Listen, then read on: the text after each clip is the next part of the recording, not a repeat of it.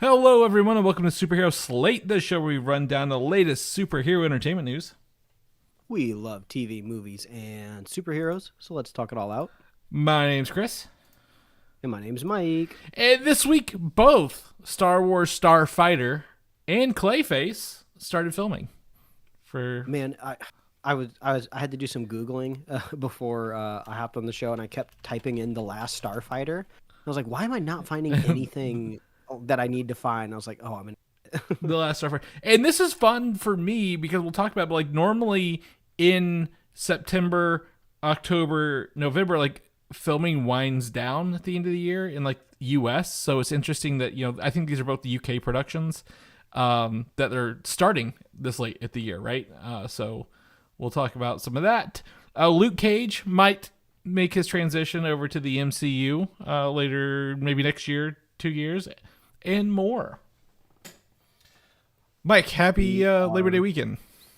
Yeah, I was just about to say this is the unofficial end of summer, and we were just out at the pool before I hopped on recording with you, Chris. So it feels, well, it's always different in Southern California, right? Because we'll probably have heat up until like Thanksgiving sometimes.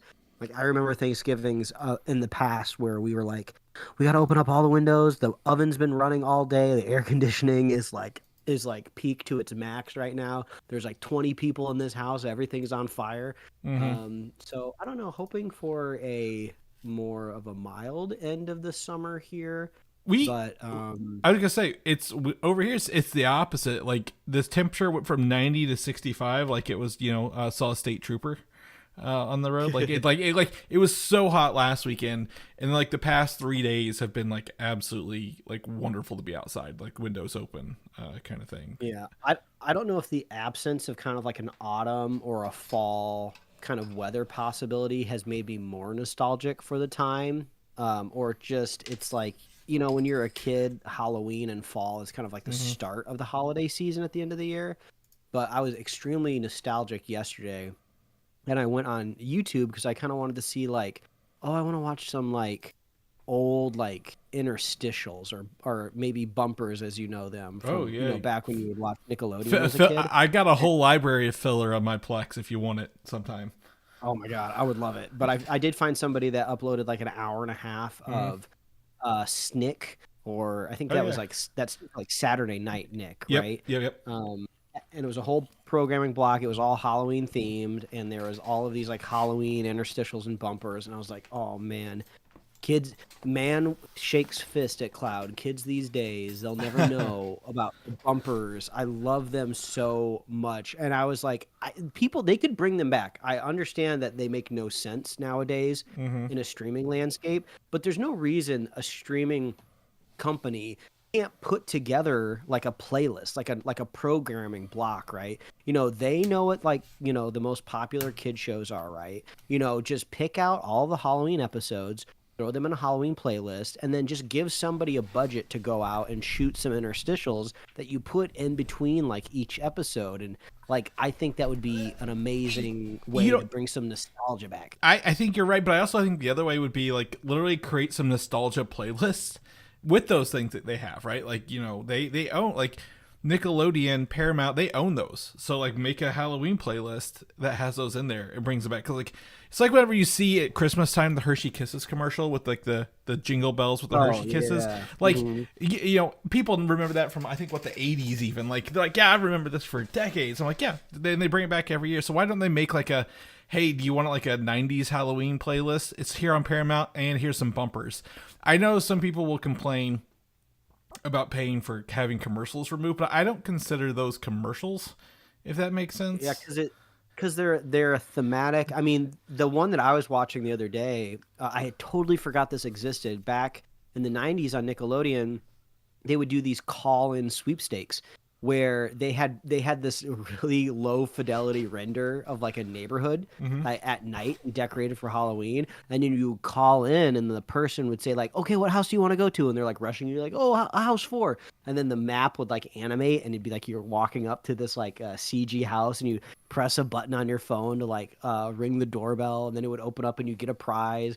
And then you have like 30 more, only have 30 seconds, so then you're go to the next house, go to 5. And then you're screaming at the screen as a kid because you're like, why are these kids waiting so long to say what house they want to go to? You're burning sweet time. Oh yeah. And then they'd miss their prize, but they could totally do that. I mean, that would add value at least to the bumpers in some way. Obviously, you couldn't do it live. I like that. I mean, Mike, you know me. I've been a fan of what they call now fast television, right? I've built my own fast TV stations because I miss it, and one of them has the bumpers.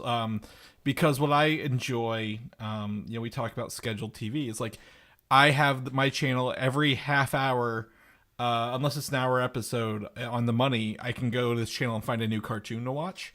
And it fills it in the middle with all that filler stuff, the bumpers. Like, I didn't get real commercials, but I got bumpers. And then also some Saturday Night Live skits, because I think those are funny and, like, fit that, like, nice little, like, 7-minute window where you could put something in to you. So, I agree. Like, it's still, to me, it's still August. We're still August. Tomorrow's September. We're still a little early for fall. I would say, give me 2 more weeks, 3 more weeks, and I kind of expect the chillier weather. I will say, I had my 20-year class reunion yesterday, Mike, in the middle of Indiana, and I want to say, listener of the show, Kyle, he was there. He went to school with me, and I just want to give him a shout out because he was like, I don't have to catch up with you, Chris, because I know what you do every week, so listen to the show. I'm like, well, that's good. I don't have to fill you on anything. So, downside of having a podcast that if your friends listen, you're running out of small talk because I already burn through every week on this microphone. Yeah, right. Pretty much. Yeah. So yeah, just give him a shout because it was a fun time. There wasn't a lot of us. We had a small class weekend. There wasn't a lot of us. But it was nice to just we had a little are you familiar with Spring Mill State Park in Indiana, Mike, at all? I am not. Okay, so there's just a small state park in southern Indiana, and they had what's called the Red Cross cabin. It fits several tables, like what you have a small family gathering at, like a family reunion. We had a little fire pit outside, and we stayed there. 4 hours maybe. A lot of us did, just talking and reminisce. It was a good time. So if again, listener Kyle, if you're thanks for showing up and hanging out. And if anyone else is listening, because we talked about that yesterday, welcome to the show. We hope we don't disappoint along the way. Chris, more importantly, besides you celebrating 20 years outside of your high school, I got to know, did you try the Mountain Dew yet? Did you try the Trolli X Mountain Dew crossover? I've had a bottle and a whole case of it. I've been took that stuff to work because I was like, people are going to want to try this. Because so the new one, it's Trolli gummy worm flavored Mountain Dew, and it's cherry lemon for those who may not know. Because what I'll do is I'll just bring it into my office and set it on one of the desks at the end of the aisle, where everyone has to walk by, and everyone's like, what is this? What is going on here? And I was like, I have to explain it all the time. But yes, I did try it bottle and can. And for those who don't know, Mike, is it sugar or sugar free? Because it is 0 sugar, and it's the only option that you can get it in. But they hide that. They hide that logo really well. I did notice this is getting really niche, and maybe sometimes when people listen to the podcast, maybe they like it when we get really niche into silly stuff like this.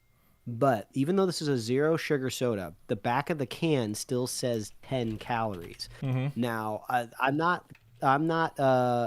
shaking in my boots at 10 calories, folks. But that just means it makes me wonder, could they not make it full sugar because it would be like a 400 calorie can? It almost feels like the Trolli DNA that they put in it. You can't possibly eliminate all of the sugar out of it.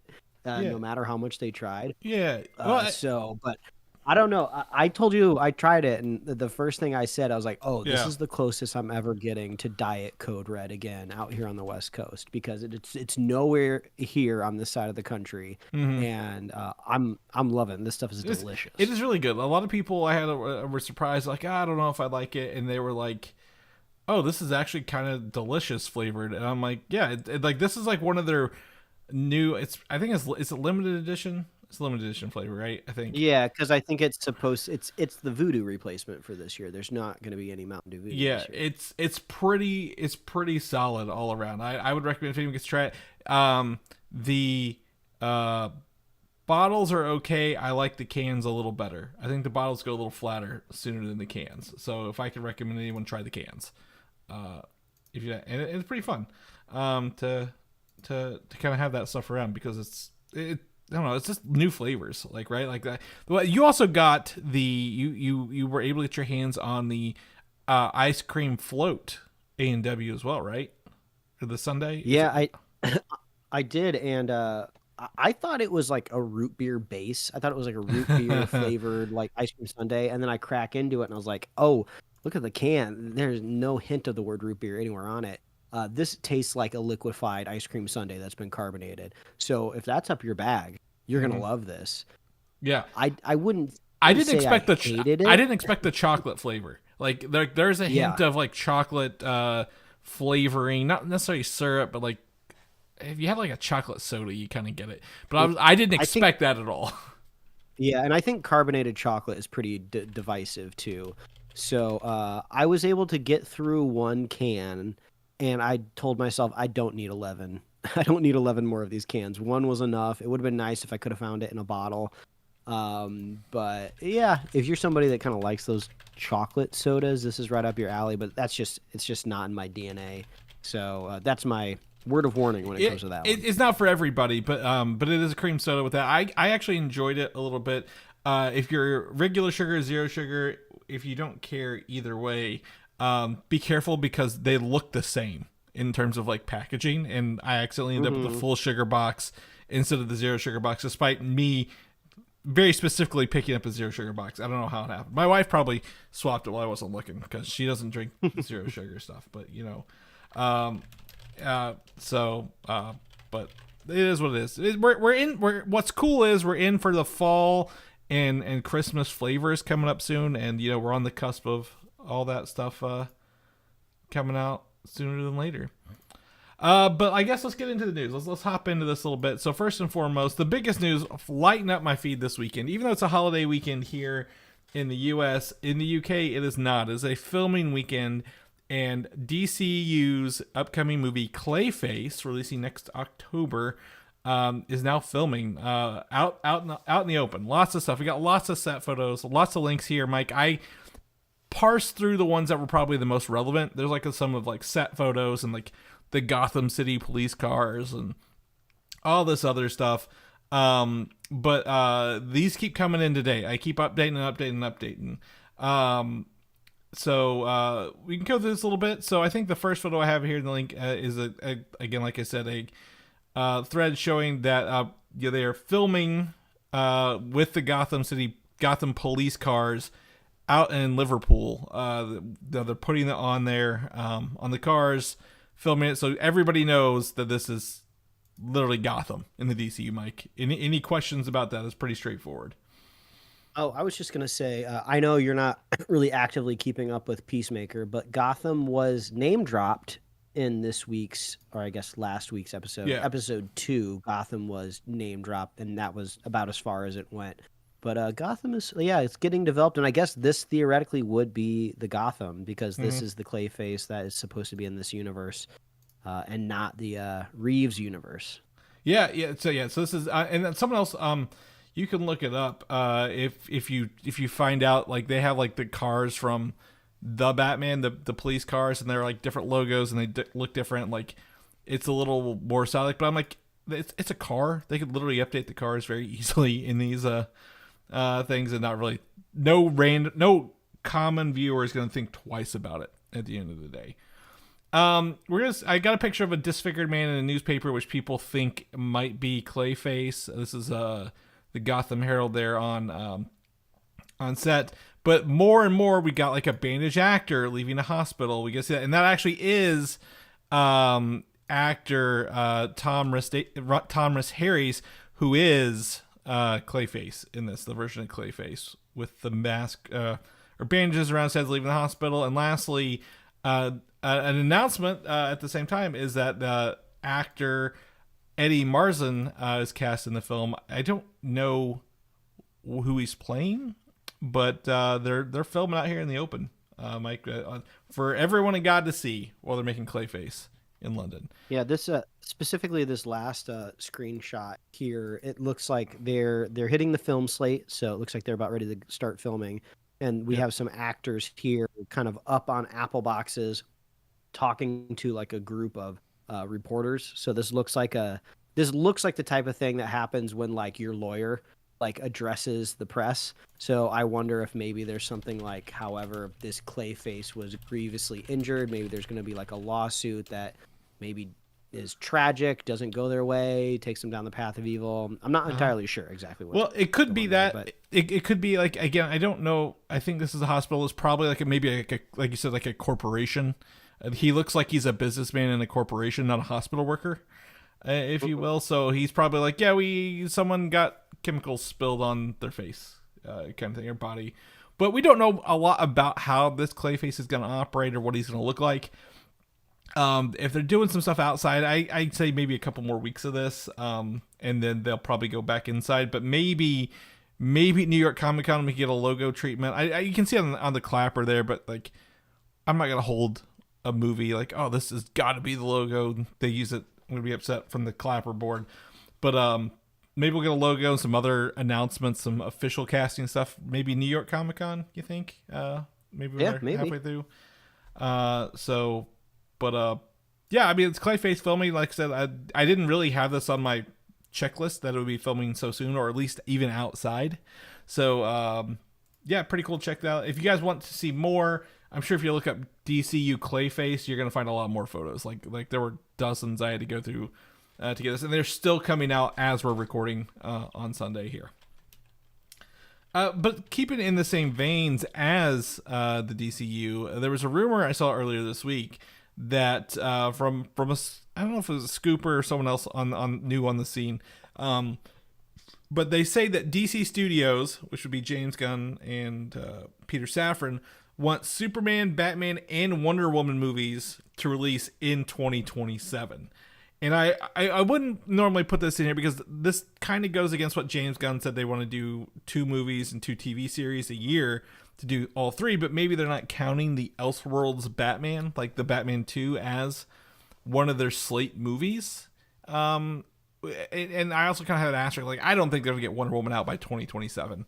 But what did you think? Would you want the DC Holy Trinity to have a full year a movie for each of them, or do you think they need to space them out a bit? It feels like a rush, and they've already rushed these characters, and it blew everything up. So, but yeah, I could see Zaslav wanting it, right? You know, I don't think he really cares so much whether something is or isn't in a universe. He just wants to be able to tell shareholders, yeah, this is a pretty big year. We have all of these big characters that you've heard of all coming out this calendar year. Also, I thought it was not like maybe like divine order, but I thought we've kind of all decided as like a human race, maybe 3 films a year is too much from like kind of one universe. You know, I think Marvel's kind of already unofficially backed down to 1 to 2, right? Yeah, they're 2. Yeah, I think they're 2 going forward, and they might have a third one in there, but like it might be like a disconnected one that people don't know.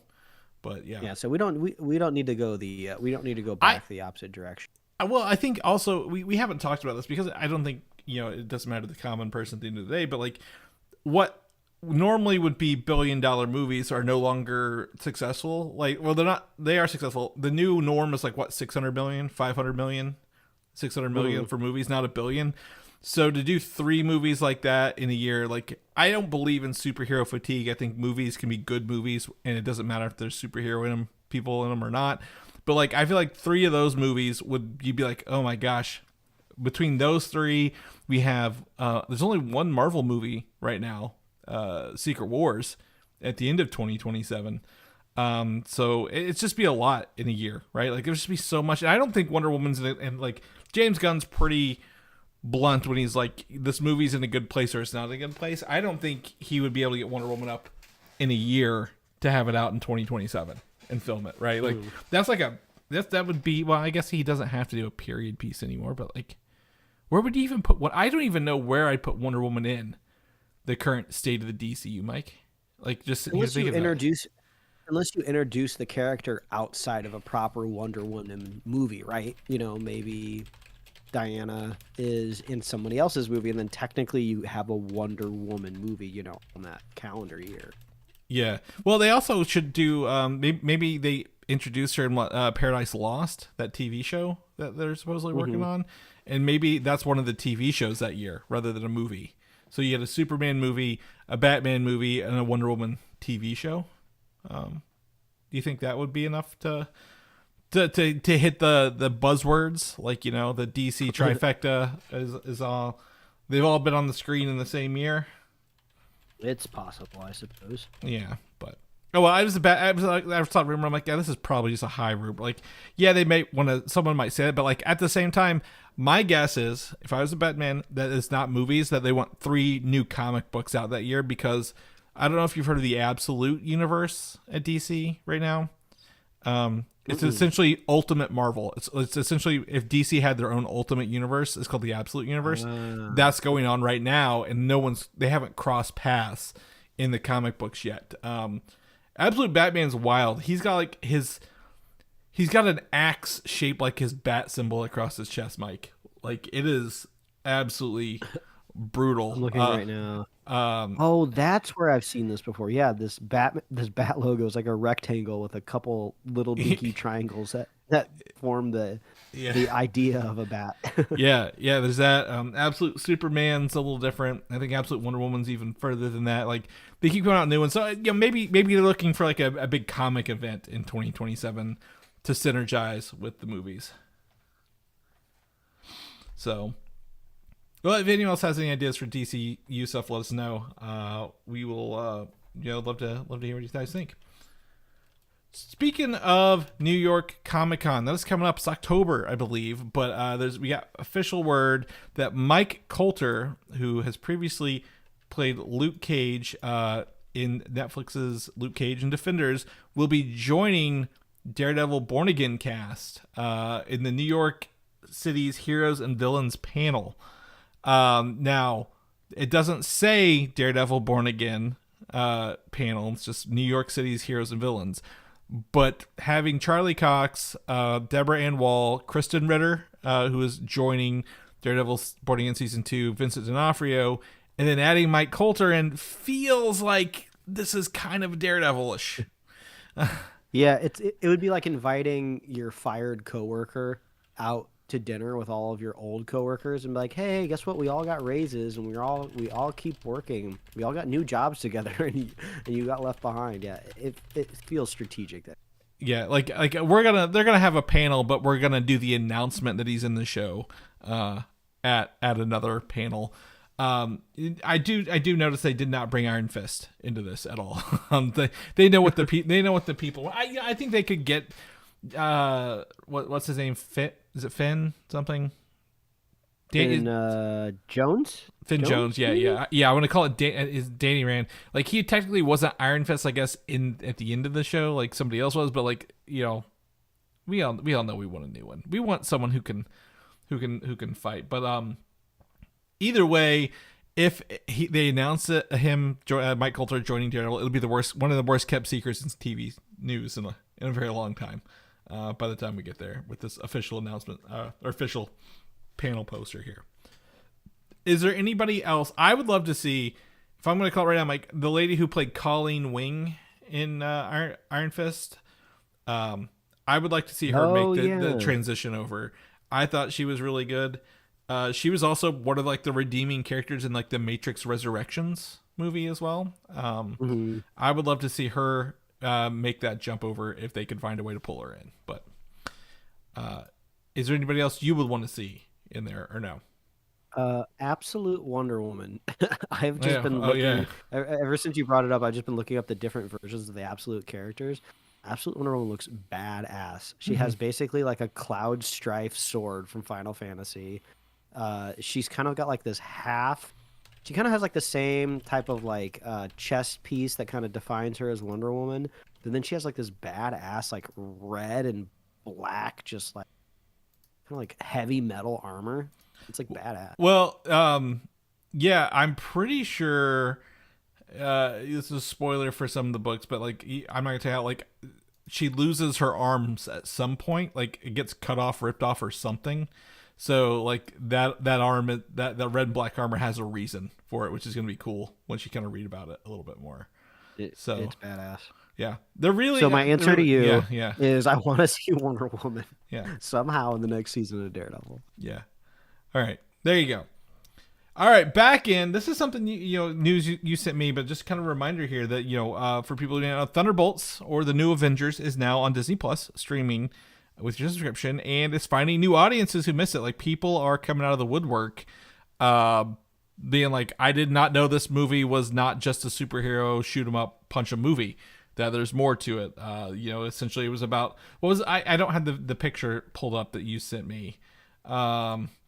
About like someone was like, if I'd known it was about like solving your mental trauma with your friends, I would have went and seen it better. If I'd known the New Avengers was about supporting your friends to a mental health crisis, I would have seen it in theaters. Bad marketing. So I think it's fun. People are finding out about it. Like I said, people are blaming it on the bad marketing. The first thing I did, I told Mike this, I went and tried to find the IMAX version because they include those on most of the streaming versions, and I don't think it's maybe the first version. I don't know if it's day and date. I think it's like a bonus push a couple weeks later. But I'm glad it's on streaming, so I can go watch The Sentry on streaming, Mike, because that is something I never would ever thought I gotta say in all the years of reading comic books. I'm like, oh, I can go watch one of my favorite superheroes on a streaming service, and that's pretty cool to me. Not there waiting. Yeah, especially the Inhumans, that Inhumans TV show that they put on IMAX for us. Really butchered that. Fantastic Four First Steps. I saw a website that does like physical media, like steelbook releases, give the home release date of Fantastic Four First Steps is October 28th. And I'm going to mark this as a rumor, but this website is usually right about this. Like they don't usually miss about home release dates because they're getting it from like production facilities, not necessarily Marvel or Disney telling them what it is. It's like, yeah, we have this and this one's coming out. And then that would make me think, Mike, if it hits physical the 28th, it'll be on Disney Plus for Thanksgiving. So people can watch Fantastic Four and have those Thanksgiving conversations about it. What do you think?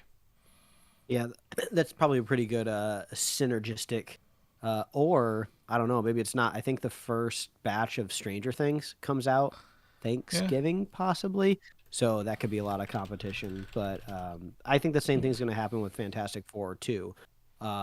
People are going to catch it on streaming on Disney Plus and be like, "Oh my gosh, this movie's like so good. Why did nobody tell me about it?" It's like the 1,000 commercials told you about it, buddy. Yeah, so, that one's a little less. I mean, I think also not necessarily it was bad marketing for Thunderbolts. Well, not lack of marketing for Thunderbolts, but they were like, number we talked about. It's like it should have been probably called the New Avengers earlier on rather than the day after it came out. And then also, like I said, it just seemed like it was just a regular superhero movie where people were punching and shooting each other. And honestly, I think it's just the damage which Bob Chapek's drive to just push out as many movies and TV shows as possible. It just did some damage that can't be undone with the audience. Like I've never seen so many people now out in the world. I've seen it in different areas now. I've seen people just offhand describe things as not good and then say, "Oh, this isn't good," just like Phase 5 of Marvel. I've seen people just offhandedly say like, now Marvel movies, you got to watch them on a plane. It's the best place to watch them because they're not good anymore. So there's like, it's definitely like a minority of people because there's still people going to the theaters to see these. But there is definitely a perception out there that they're just not as good as they used to.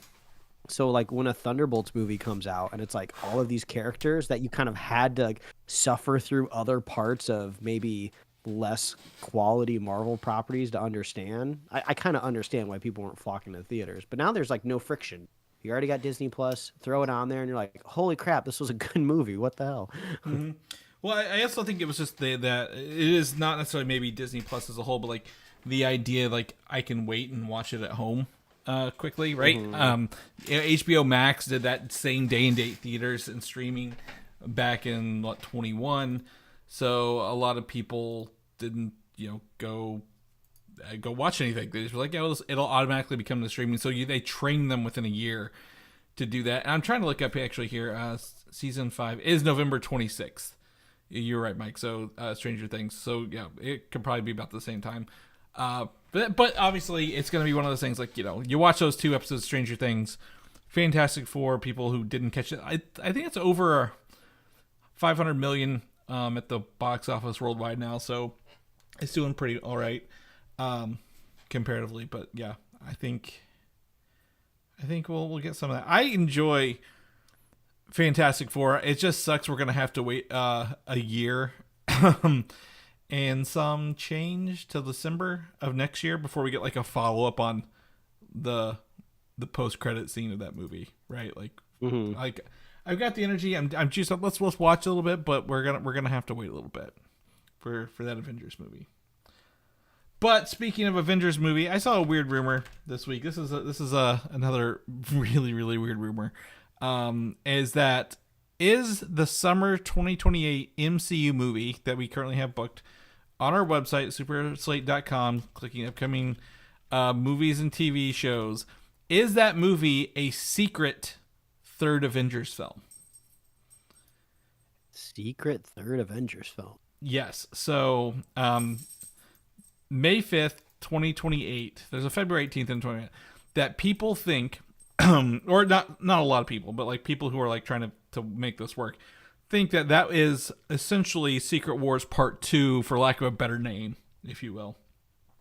Well, I mean, bold move to turn this into a 3-parter. It would be. And some of the suggestions they tossed out here were more why we wish maybe we had like someone who worked in Hollywood on our payroll. And by that I mean free, because we don't make any money for this. But there have been no new writers or directors announced for 2028. There are no new production companies being made because they have to make a production company for everything. And that says that that means it's leaning into something that's been in development for years rather than something they're spinning up to get done. Right? Maybe they're finally going to get that Blade movie. Yeah, Blade was the first one we had because like we've had Blade down for a long time.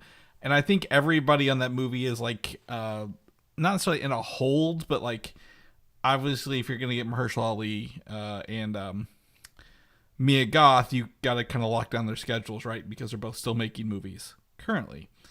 So Blade came to mind.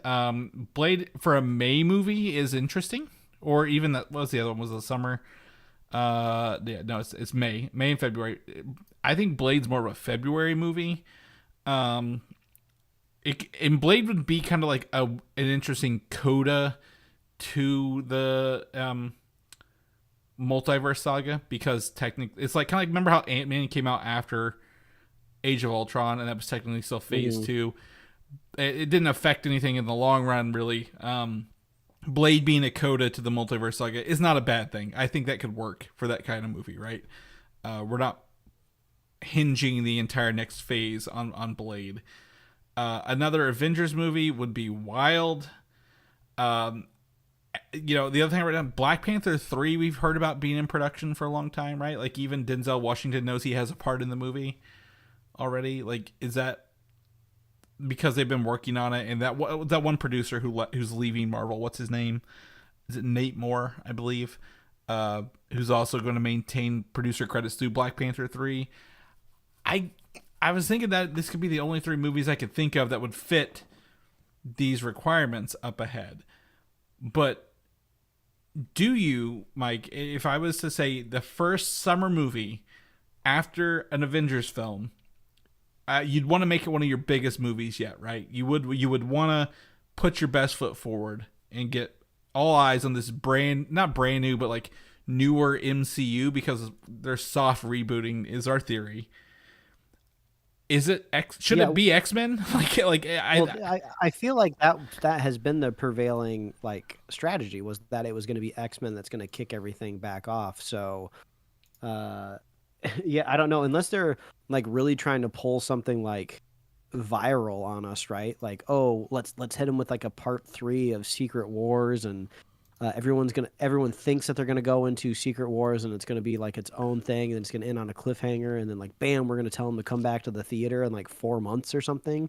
I mean, that would be absolutely wild. That would mean you really got to go on opening night for sure, so you don't get that spoiled. But I I don't feel know like if, that'd be hard to pull off. yeah, I don't think they give us 2 cliffhangers, right? Like that's my concern is like you've got Secret Wars and Doomsday. So Doomsday first and the yearly Secret Wars. I don't think you give us two cliffhangers into a third movie. I think that's where you lose people because they're going to be like, well, I can't trust you because you're just going to keep making me hang on for the next story. I mean, if I had to just like totally like dark horse, just like spiral, think like what would be like really This is clever and this is your interesting. special. This is your specialty. Spiral away. Yeah, this is what you do. I'm assuming something's going on here with like the TVA and Loki and Secret Wars. Maybe like your true coda is like a Disney Plus feature film or something like that, only on Disney Plus, and it's just all about like how Loki and the TVA are gonna like reset up the universe. Like I'm talking like this is just like deep psychological conversations just at like a conference room table in the TVA of just like what are we doing here? How are we resetting this up? Who retains their memory? Who doesn't? Like that's not gonna happen. But oh man, I would absolutely eat that up. Yeah. Well, I think that could be something pretty early on, and like the hardest part, what I dislike the most about how the Infinity Saga ended and the new one started was how they just hand waved over the snap. Right? Like we've kind of gotten some stuff, but like 5 years of half the population, and then also knowing like there's a big, you find out there's aliens, all this other stuff. They just kind of hand waved it all away, and that kind of took a lot of the impact out of it. And I know you can't lean on it forever. But like what I would love to do is like even if it's not a sequel, like how do you rebuild this universe after you find out multiverses exist? Like when the common people find out multiverses exist, or like, oh hey, if our theory again is that there's a battle world, well, everything will be kind of merged together, so like we're living next to other versions of ourselves, or like a whole city of Hulks and stuff like that. Like how do you? I want something that kind of deals with the fallout of that more than just like, hey, it's a brand new universe and nobody remembers anything except for the ones we're going to carry over because that's convenient for us to write about along the way, if that makes sense. How do we deal with the normal person finding this out, and what does that mean for everybody else? Because the first Avengers. Well, the first and second Avengers, mostly the second Avengers, led to the Sokovia Accords, which was essentially almost what all of Phase 3 was dealing with that as well. The fall of the Avengers, so it'd be good to have that. But we can't win them all. Maybe Doctor Strange will come through and deal with this multiverse of normalness. I did watch this. Have you watched Multiverse of Madness recently? Didn't you? Like 6 months ago. Yeah, I've rewatched it. Yeah. Yeah. I watched the scene where he shows up with his skulls and fights the Scarlet Witch at the end again earlier, like that clip. And I'm like, damn, that was a creepy scene. Like they really leaned into that, like skulls Absolutely and stuff yelling. amazing. It's so fun to watch. Love that. Yeah. Moving on into Spider-Man Brand New Day. I sent you this the news article, at least not the title of it, the other day, and it's that Jackie Chan's his stunt team, a company that he created in 1975, I found out, is actually working on the movie stunts for Marvel. Jackie Chan himself isn't working on it, but he did visit the set because it's his team working on it, and obviously if you're Jackie Chan, you can visit whatever set you want. I feel like everybody knows him along the way. But I also did notice, but this same team previously worked on Shang-Chi with Destin Daniel Cretton, which, as we always say, has some of the best fight scenes. Yeah, honestly, just think about the bus fight scene, and then also when they're out on that scaffolding on the side of the building. I mean, every Jackie Chan movie I watched growing up, there's some sort of scaffolding. He loves fighting on scaffolding, and also imagining Peter Parker, Tom Holland's Peter Parker is a bit of an aloof character, and that's kind Yeah. of Jackie Chan's kind of affect when he's on screen fighting. So I think it all works really well. Yeah. And like obviously when you think of Jackie Chan, what do you think of? You think of his stunts, right? And if he's made the stunt company in 1975 and they're the ones handling stunts for movies, they've got, 50 years experience in that now this year. So like that's really awesome. They're bringing these people in to do that. Obviously, I mean, it was cool to see the Spider-Man swinging on the sets that we talked about a couple weeks ago, right? I didn't know they actually didn't use real practical swinging in the previous movies. The other three, it was all not like he might have been swinging like composite, but it wasn't like this. Now it may not be the final thing we talked about them probably like matting over it or compositing over it, but they're really going down like street level, like really cool stuff with this new Spider-Man movie, and I'm thrilled. I'm excited for this. Is the first time in a long time I've been excited about Sony stuff. You can send me the costumes from Madam Web all day, Mike, this week, and I could care less because I want to see Spider-Man with that. I also want to say I found my Madam Web tickets in my car this week as well. So there was absolute timing of this because I was sweeping my car out and I was like, what's under here?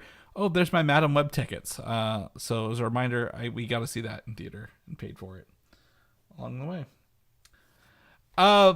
Moving on, we're going to our last bit here. Moving pretty quick. It's a holiday weekend. We may not fill the whole hour here, but I want to talk about is Star Wars Starfighter, not the last Starfighter, despite what Mike may be searching right now. That's a different movie. It's now filming, and we got our first image of Ryan Gosling alongside Flynn Gray, the younger person who'll be acting opposite of him in this upcoming movie. And some other news that came out of this, they've also confirmed the casting includes Matt Smith, which we talked about, the guy who's perpetually a villain in these movies. Mia Goth, who is in Guillermo del Toro's Frankenstein, comes out pretty soon. She's in that. Amy Adams of Superman fame. Aaron Pierre, who's in the upcoming Green Lanterns, and more. I didn't think the cast would be this have this many names I'd recognize, if I'm going to be honest, when they announced it, the movie. So pretty excited about I'm really this because this is the next outside of the Mandalorian and Grogu, right? This is like the next Star Wars thing, as far as I know, unless there's like a secret season 2 of a Star Wars show that I forgot about. Well, yeah, Ahsoka gets her season 2 they're filming, right, with they replace Baylan Skoll, but that is set.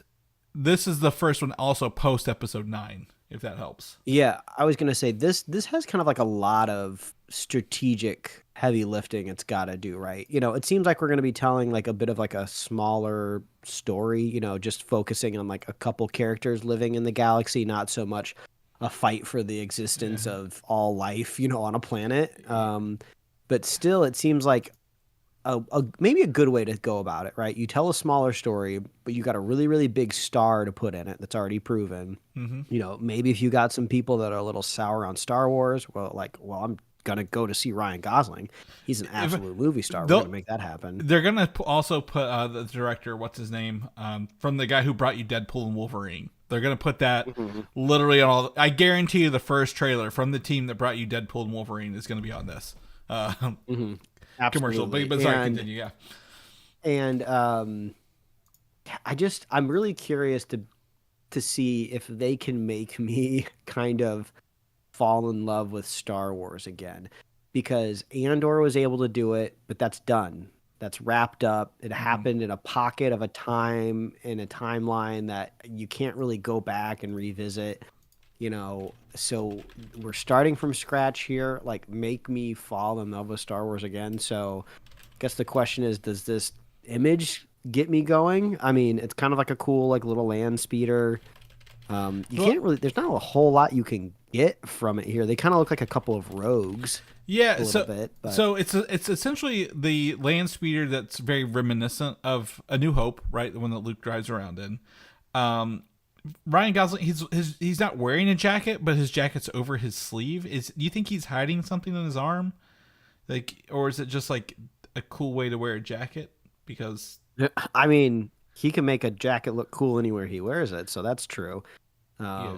Yeah, I guess, you know, how do you live in the galaxy now that the Emperor's finally dead? You know, because Hmm. I guess he's been working under the shadows. There hopefully doesn't seem to be any more shadow operators out there. Hmm.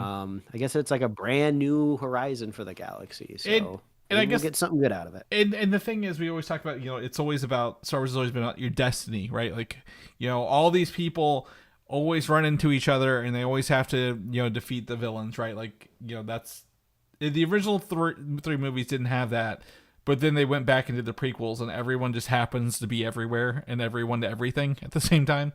And you don't really need that for everywhere. But what is what is cool, I think I'm trying to find it, and it's one of the, I think it was a producer or somebody from Andor, or somebody from this movie Starfighter said they really like the approach of Andor. So I actually think you might have a a someone who's respectful of that, bringing that to this movie as well, right? Because Andor, obviously it was in a pocket, but like the first season to the second season was like 3 years, right? I think, Hmm. and everyone loved the first season. We really enjoyed it over here. My wife enjoyed it, and she's not much into like stuff like that, and uh, I think they have the opportunity to maybe lean in, and it kind of looks like one thing I don't like about Andor is there's no actual like aliens and stuff like that, because I'm like, Star Wars, there's alien species, you want to see them everywhere, but this is this is pretty exciting. It's so nondescript. In our thumbnail image, did you color that, or did you find a colored image Oh of no, the I black just one? I just I ran it through a filter. It's like, we'll get a couple more clicks if it's not in black and white. No, it looks great. I think it's the full color one. But I'm looking up, just trying to find some other hints here. Um, yeah, I don't know. The only thing I worry about is I've heard one rumor, and I don't like this rumor, Mike, and I want to get your opinion on it before we wrap up today. And this might take us a couple minutes here. It's that someone has said, and this is pulled out of thin air, no nothing to back it up, is that Ryan Gosling's character is a Jedi, and I don't believe this one bit. And I think if he is, it'll lessen the weight of the film. So What do you think? I was just thinking about this actually, and it made me think maybe if they took a little bit of an approach of what they did in Avatar: The Last Airbender. So when you first start watching that show, the original run of the show, like you kind of had to hide your bending powers because the Fire Nation is coming through trying to take over the world. You Mm-hmm. want to keep your bending a secret because they'll want to eliminate you 100% for sure. So that kind of makes me think of the original kind of Star Wars movies where like there's not a lot of Jedis. If there are, they're keeping it low key and It's secret because the Empire's coming it's after an them. ancient religion according to the people very early on, right? Yeah, Like exactly. no one And believes then them anymore. yeah, and then in the Legend of Korra, they kind of just like revamped society in a way where now you can kind of just be out and open with like your bending. It doesn't have to be like a secret anymore. It's like a part of you, and you can just go about your day and use it. I wonder if maybe that could be like maybe a slight approach where it's like, what is a galaxy like now where you can freely, openly like use the Force. You Mm-hmm. don't have to be part of a really extreme Orthodox religion Yep. to like use it. And, you can just kind of see it in your day to day life. And like, and there could be like a twist side of that where it's like, well, that sounds great and everything, but also that could almost be even easier to breathe the dark side, right? Because like now you don't have the checks and balances of like, well, if anybody can just like connect to the Force now, or it's a lot easier to, now even the bad people can get to it. So what I'm saying is like maybe Gosling could have Force powers, right? But Mm-hmm. he has no reason to call himself like a Jedi. That's Right. like, Well, that's a religion, if you will, and he has no connection to that. So maybe it, that could be an interesting way to kind of remake the future of Star Wars. well, and I think also with that, it's like, how far forward are we from, Luke gave up training Jedi when Kylo was younger, right? He's like, nope, about Hmm. about kill my nephew, turned him evil. I'm not training anybody. He didn't even want to train Rey, and we've not seen her training anybody. I don't think she's in this or training anybody. It's not even related to Rey. So like, how old would he have to be to have been a quote unquote Jedi this far in the future? Like, Yeah, I thought I heard, I don't know if this is official or if I just randomly saw a headline. I thought this was supposed to be maybe 5 years past the events of the most recent Star Wars movie. Like I said, I could be pulling that out of nowhere, but that might be approximately 5 to 6 years, according to Wikipedia. I mean, that might be like just enough time for maybe the word to get out in the galaxy that it's kind of like safe to explore these feelings that you have with the Force, Yeah. Well, if he is a starfighter, yes, right? Maybe he's a really, really good starfighter and doesn't know why.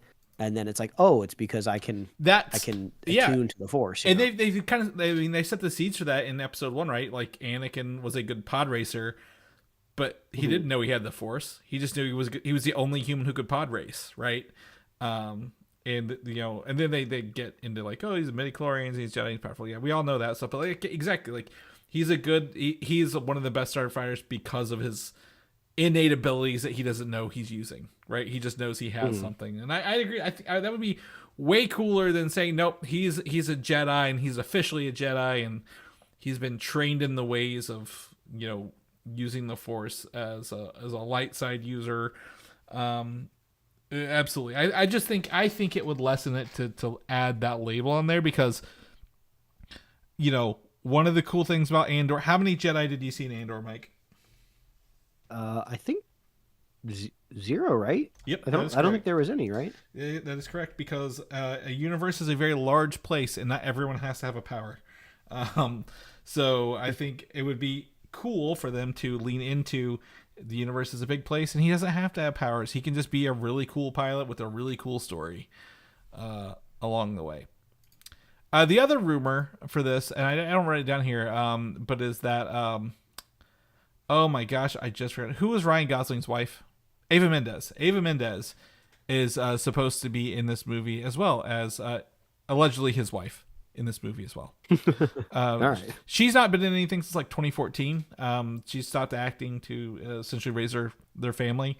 But if she does have a role, it would be like one of her first roles on screen since in like 11, 12 years.